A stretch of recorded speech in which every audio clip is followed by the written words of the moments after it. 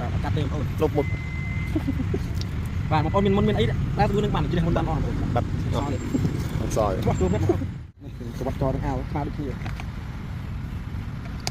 បាទបងប្អូនបាទបានឃើញជាមួយនឹងក្បាលវីដេអូហើយបាទដែលមាននិយាយជាមួយនឹងស្មើបងប្អូនបាទអាវសសម្រាប់បងដូចជាសាសនាបាទដូចអាវសពិបាកការបងប្អូនអីបាទបងប្អូននឹងសាច់ច្រើនជាមួយជាមួយនឹងបានគុណភាពល្អអត់ក្រៅទេបាទថ្ងៃនេះខ្ញុំមកពិសាបងប្អូនឃើញ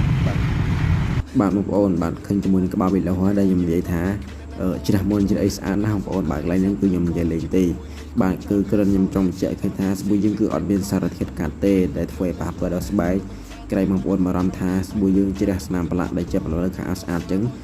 មានចិត្តកាត់មានចិត្តអីណាបងប្អូនបាទបងប្អូនចាប់អារម្មណ៍ទៅគឺអត់មានទេបាទបងប្អូនឲ្យបោកបានជាមួយនឹងសាច់កណាត់កៅមកគ្រប់ប្រភេទបានថាតែកៅផ្កាកៅពឿទេបោកបានដូចគ្នាបងប្អូនបាទសម្រាប់ស្ប៊ូយើងគឺមាន2ខ្នាតបងប្អូនមាន1គីឡូនិង3គីឡូ3ខាំបាទចាំដល់ហើយកុំបាន